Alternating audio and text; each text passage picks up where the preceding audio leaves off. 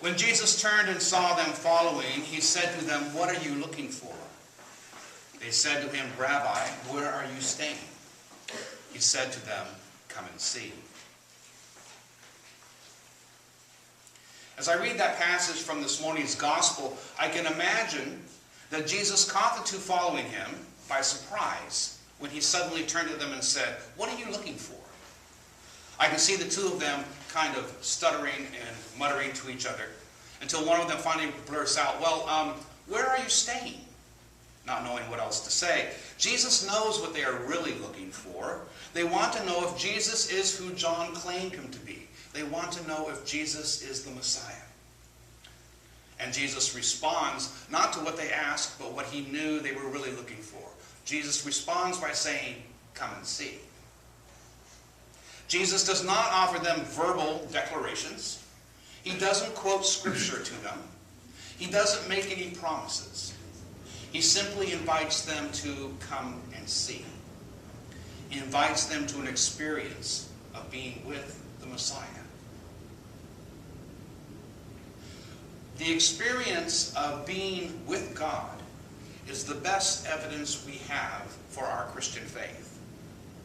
The Bible is the testimony of the experience of God from other generations, and those testimonies are of great value. But it seems to me that the most important reason one follows a particular religious tradition is because that tradition has led the person to have an experience of God.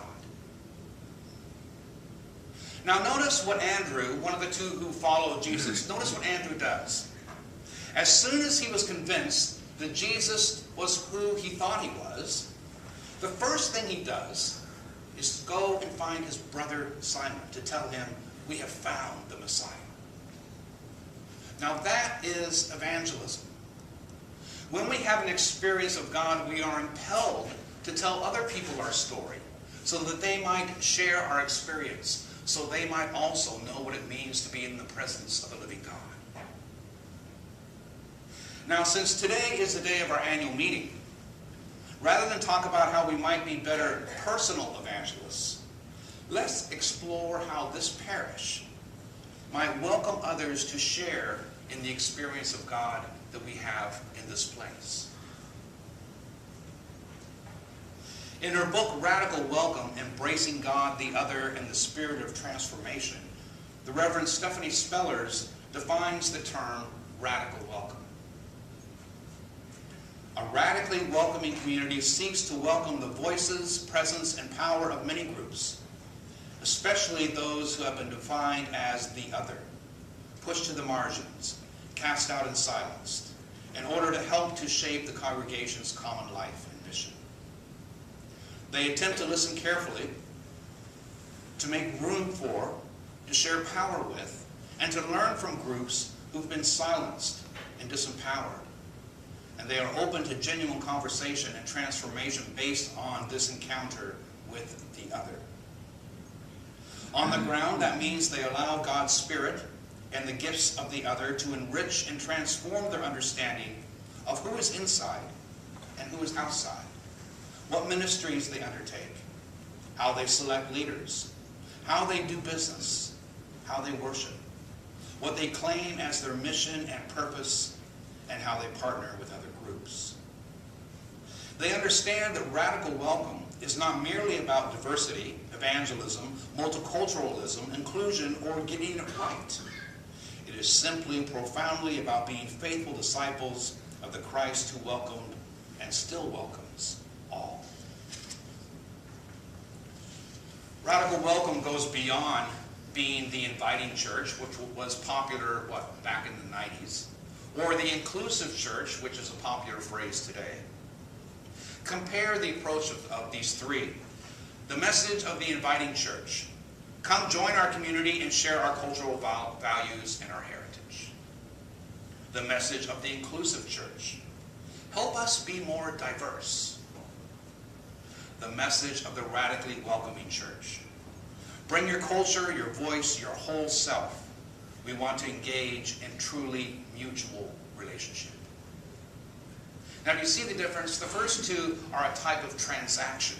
in which we assume the newcomer, the stranger, the other, wants something we have. A radical welcome is an invitation to enter into a mutual relationship. This radical welcoming idea, is there some risk involved? Of course. And there's a lot of fear involved as well. One of the greatest fears of the church in general, and many of our members specifically, is the fear of change. Sometimes we have to be careful about changing light bulbs because someone's grandmother donated that light bulb.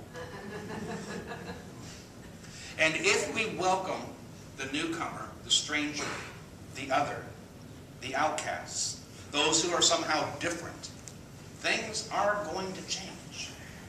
And maybe we won't like it. But the more I think about it, the more I come to the conclusion there is no other way to be faithful to the message of the gospel. Jesus said, "Whoever welcomes you welcomes me, and whoever welcomes me welcomes the one who sent me. Whoever welcomes a prophet in the name of a prophet will receive a prophet's reward. And whoever welcomes a righteous person in the name of a righteous person will receive the reward of the righteous. And whoever gives even a cup of cold water to one of these little ones in the name of a disciple, truly I tell you, none of these will lose their reward." In today's world, we simply can no longer assume that Christ can only be found within the walls of the church. There are many Christians who have given up on organized religion, sometimes because of the poor witness offered by members of that religion.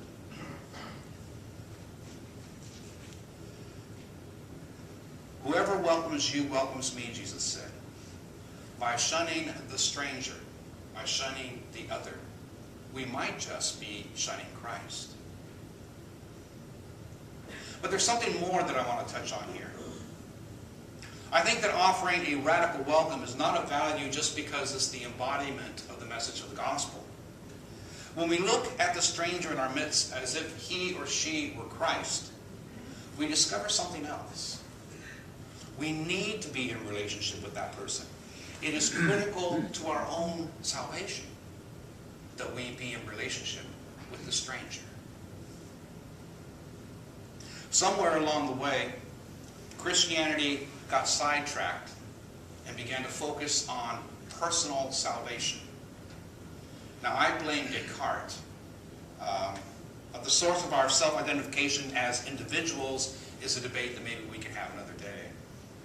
I believe that one of the biggest cultural problems in this discussion is the dissection of humanity down to its smallest element, of identifying humanity as the individual.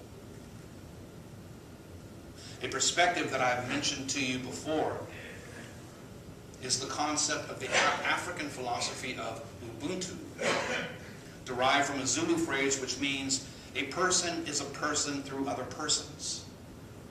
We affirm our humanity when we affirm the humanity of others.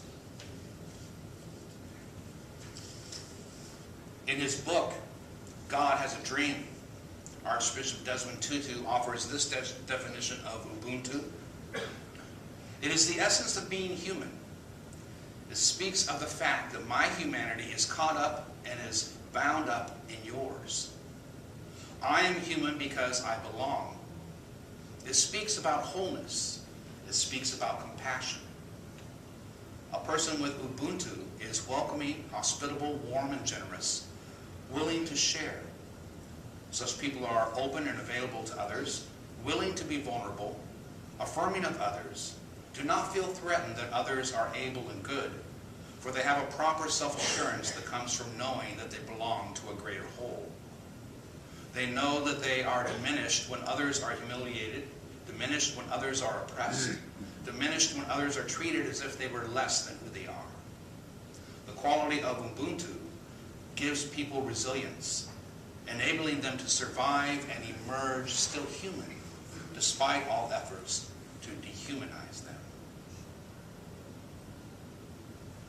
I welcome you not simply because it is the gospel imperative, and not just because I think I have something that you need. I welcome you because my humanity is bound up with your humanity. My salvation is yoked to your salvation. May we be a radically welcoming people, bound together by the experience of God being in our midst.